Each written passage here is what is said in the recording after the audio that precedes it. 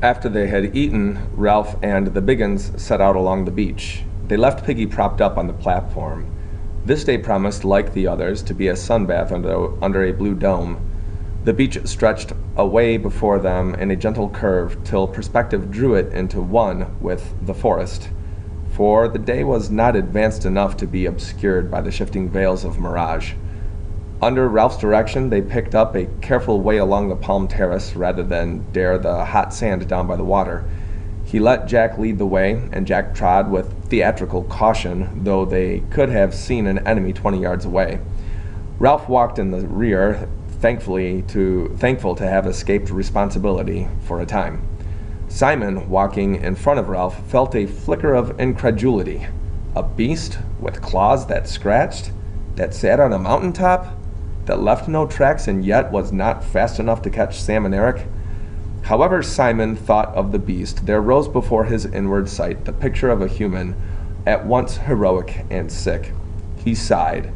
Other people could stand up and speak to an assembly, apparently without that dreadful feeling of the pressure of personality, could say what they would as though they were speaking to only one person. He stepped aside and looked back. Ralph was coming along, holding his spear over his shoulder. Diffidently, Simon allowed his pace to slacken until he was walking side by side with Ralph, and looking up at him through the coarse black hair that now fell into his eyes. Ralph glanced sideways, smiled constrainedly as though he had forgotten that Simon had made a fool of himself, then looked away again at nothing. For a moment or two, Simon was happy to be accepted, and then he ceased to think about himself. When he bashed into a tree, Ralph looked sideways impatiently, and Robert sniggered. Simon reeled, and a white spot on his forehead turned red and trickled. Ralph dismissed Simon and returned to his personal hell. They would reach the castle sometime, and the chief would have to go forward. Jack came trotting back. "We're in sight now." "All right, we'll get as close as we can." He followed Jack towards the castle, where the ground rose slightly. On their left was an impenetrable tangle of creepers and trees. "Why couldn't there be something in that?" Because you can see, nothing goes in or out." "What about the castle then?" "Look." Ralph parted the screen of grass and looked out. There were only a few more yards of stony ground, and then the two sides of the island came almost together, so that one expected a peak of headland, but instead of this, a narrow ledge of rock a few yards wide and perhaps 15 long continued the island out to the sea. There lay another of those pieces of pink squareness that underlay the structure of the island. This side of the castle, perhaps 100 feet high, was the pink bastion they had seen from the mountaintop. The rock cliff was split, and the top littered with great lumps that seemed to totter. Behind Ralph, the tall grass had filled with silent hunters. Ralph looked at Jack. "You're a hunter?" Jack went red. "I know. All right."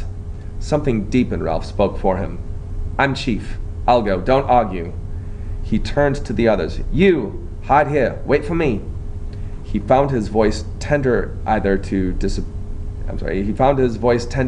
disappear or to come out too loud. He looked at Jack. "Do you think?" Jack muttered. "I've been all over. It must be here."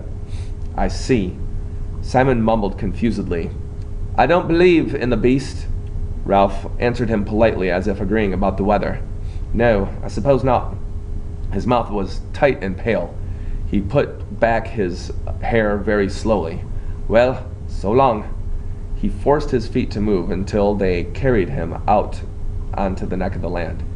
He was surrounded on all sides by chasms of empty air. There was nowhere to hide, even if one did not have to go on. He paused on the narrow neck and looked down. Soon, in a matter of centuries, the sea would make an island of the castle. On the right hand was the lagoon, troubled by the open sea, and on the left, Ralph shuddered.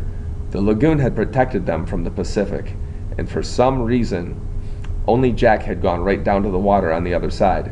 Now he saw the landman's view of the swell, and it seemed like the breathing of some stupendous creature.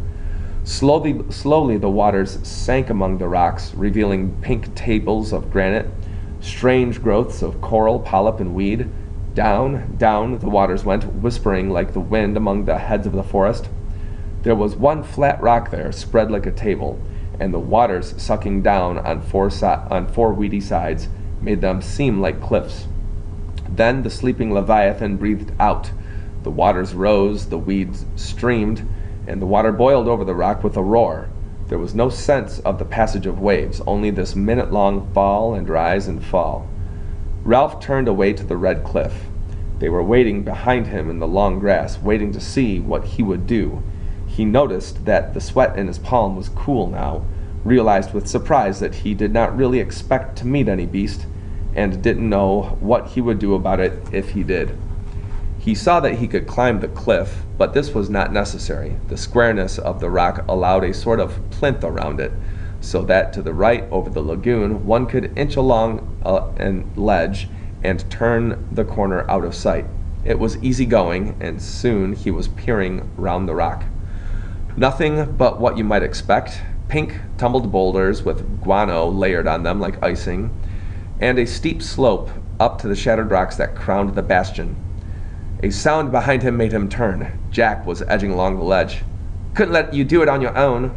Ralph said nothing. He led the way over the rocks, inspected a sort of half-cave that held nothing more terrible than a clutch of rotten eggs, and at last sat down, looking round him and tapping the rock with the butt of his spear. Jack was excited. "What a place for a fort!" A column of spray wetted them. "No fresh water." "What's that, then?" There was indeed a long green smudge halfway up the rock. They climbed and tasted the trickle of water. "You could keep a coconut shelf there, filling all the time." "Not me. This is a rotten place." Side by side they scaled the last height to where the diminishing pile was crowned by the last broken rock. Jack struck the near one with his fist, and it grated slightly. "Do you remember?" Consciousness of the bad times in between came to them both. Jack talked quickly. "Shove a palm trunk under that if an enemy came. Look!" 100 feet below them was the narrow causeway, then the stony ground, then the grass dotted with heads, and behind that the forest. "One heave!" cried Jack, exulting, and whee! He made a sweeping movement with his hand. Ralph looked toward the mountain. "What's the matter?" Ralph turned. "Why?" "You were looking. I don't know why." "There's no signal now. Nothing to show." "You're nuts on the signal." The taut blue horizon encircled them, broken only by the mountaintop. "That's all we got." He leaned his spear against the rocking stone and pushed back 2 handfuls of hair. "We'll have to go back and climb the mountain. That's where they saw the beast." "The beast won't be there." "What else can we do?" The others, waiting in the grass, saw Jack and Ralph unharmed and broke cover into the sunlight. They forgot about the beast in the excitement of exploration. They swarmed across the bridge and soon were climbing and shouting. Ralph stood now, one hand against an enormous red block, a block as large as a mill wheel that had been split off and hung, tottering. Somberly, he watched the mountain. He clenched his fist and beat hammer-wise on the red wall at his right. His lips were tightly compressed and his eyes yearned beneath the fringe of hair. "Smoke!" He sucked his bruised fist. "Jack, come on!" But Jack was not there. A knot of boys making a great noise that he had not noticed were heaving and pushing at a rock. As he turned, the base cracked and the whole mass toppled into the sea, so that a thunderous plume of spray leapt halfway up the cliff. "Stop it! Stop it!" His voice struck a silence among them. "Smoke!" A strange thing happened in his head. Something flittered there in front of his mind like a bat's wing, obscuring his idea. "Smoke!" At once the ideas were back, and the anger. "We want smoke, and you go wasting your time, you roll rocks?" Roger shouted, "We got plenty of time." Ralph shook his head. "We'll go to the mountain." The clamor broke out. Some of the boys wanted to go back to the beach, some wanted to roll more rocks. The sun was bright, and the danger had faded with the darkness. "Jack, the beast might be on the other side. You can lead again. You've been. We could go by the shore. There's fruit." Bill came up to Ralph. "Why can't we stay here a bit?" "That's right. Let's have a thought." "There's no food here," said Ralph, "and no shelter. Not much fresh water." "This would make a wizard fort." "We can roll rocks right onto the bridge." "I say we'll go on," shouted Ralph furiously. "We've got to make certain. We'll go now." "Let's stay here. back to the shelter! Untied! No! Ralph struck the skin off his knuckles. They did not seem to hurt. I'm chief! We've got to make certain. You can't see the mountain. Or can't you see the mountain? There's no signal showing. There may be a ship out there. Are you all off your rockers? Mutinously, the boys fell silent, or muttering. Jack led the way down the rock and across the bridge.